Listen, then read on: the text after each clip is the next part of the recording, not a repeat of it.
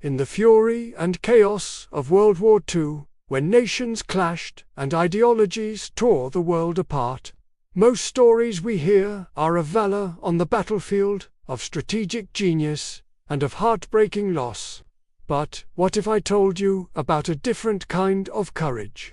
A courage that didn't fire a single shot, but instead picked up a pen.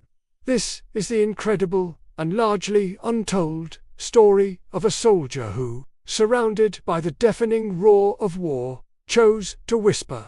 He didn't write to a lover back home, or to his family. He wrote to the man on the other side of the trenches.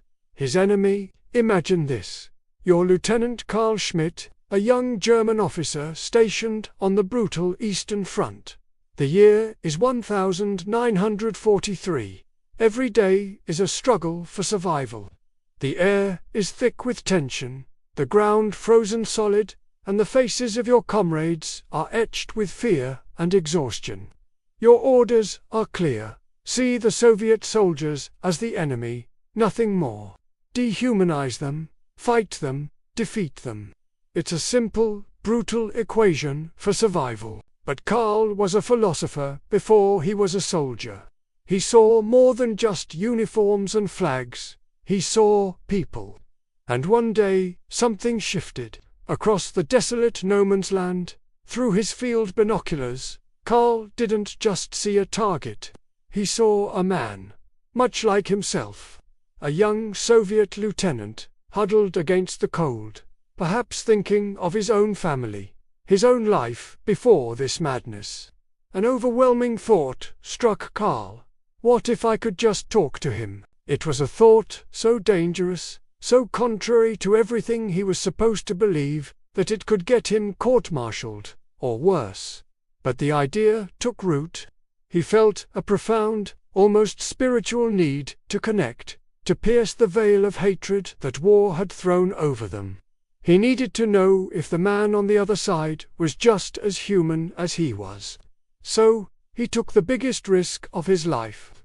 Late one night, under the faint light of a trench lantern, Karl sharpened a pencil and began to write. To the Russian lieutenant across the field, he started. His hands trembled, not from the cold, but from the gravity of what he was doing. He didn't write about tactics or strategy. He wrote about the books he'd read, about Goethe and Dostoevsky.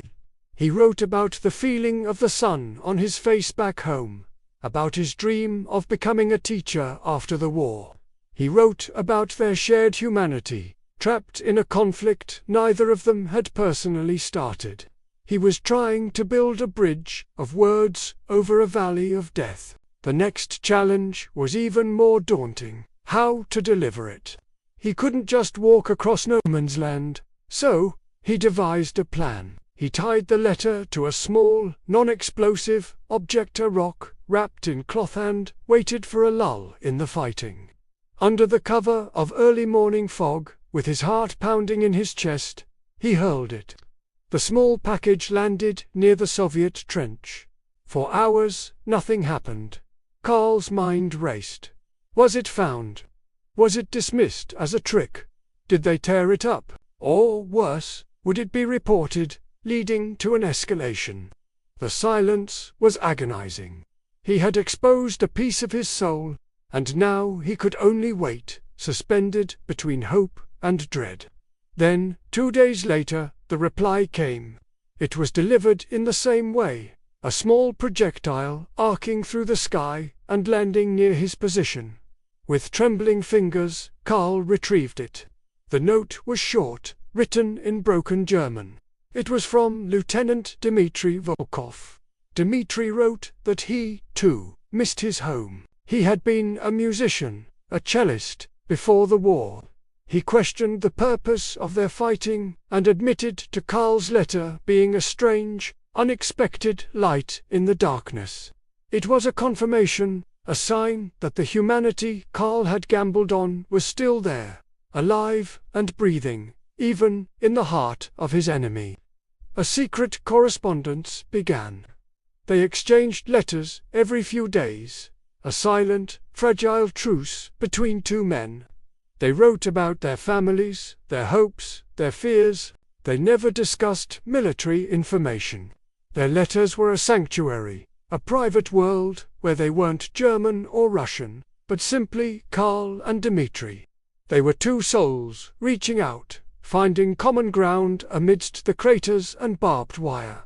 Karl learned Dmitri had a young daughter he'd never met. Dmitri learned Karl was in love with a girl from his hometown, and he carried her picture in his wallet. This wasn't about treason. It was about survival of the spirit. They were reminding each other they were still men, not just cogs in a war machine. This secret friendship became Karl's lifeline. While his fellow soldiers sharpened their bayonets, Karl sharpened his pencils. He found more strength in his connection with Dmitri than in any weapon he carried. It gave him a reason to hope, a belief that even in the darkest of times, the human spirit could find a way to connect. But their fragile peace was built on borrowed time. War is relentless. One day, a major offensive was ordered. Karl's unit was to lead an assault directly on Dmitri's position. The very thought made him sick. He was being ordered to kill the only person on this entire front who truly understood him. Karl was faced with an impossible moral choice. He could follow orders, a path of self-preservation that would mean betraying his friend and his own conscience. Or he could refuse, an act of defiance that would surely be seen as cowardice and treason, leading to his execution. What would you do in his position? In the chaos of the pre-dawn hours, just before the attack, Karl wrote one final, frantic letter. "Dmitri," he wrote, "they are sending us over at dawn. I don't know what to do. Whatever happens, know that I saw you as a brother. Forgive me." He threw the letter, praying it would reach Dmitri in time. As the whistles blew and the charge began, Karl ran forward with his men, his rifle feeling unnaturally heavy, but he didn't fire. He couldn't. He ran through the smoke and explosions, his eyes scanning the enemy trench, not for a target, but for a friend. He saw a flash of recognition in a soldier's eyes, a brief moment of shared understanding, before the chaos swallowed everything. Karl was wounded in the attack, a piece of shrapnel tearing through his leg. As he was carried back, he didn't know if Dmitri had survived, if he had even received his last message. The uncertainty was its own kind of wound, one that would never fully heal. Karl survived the war, but he was a changed man. He spent years wondering about Dmitri's fate. Did his friend make it home to his daughter? Did he ever play the cello again? The questions haunted him. For Karl, the true battle of the war wasn't fought with guns, but within his own heart. His story isn't found in official military histories. It's a testament to the fact that true heroism isn't always about charging into battle. Sometimes, it's about having the courage to see the humanity in your enemy, to risk everything for a moment of connection. It reminds us that even when we're told to hate, our shared humanity can be a more powerful force than any weapon ever invented. What Karl and Dmitri shared was a quiet rebellion against the very nature of war. They proved that empathy is not a weakness, but a profound strength. Their story asks us a powerful question. What does it truly mean to be brave? Is it to follow orders without question, or is it to listen to the whisper of your conscience, even when the world is screaming at you to ignore it? Their letters, exchanged across a battlefield, were more than just paper and ink. They were lifelines, small acts of defiance that affirmed life in a place dedicated to death.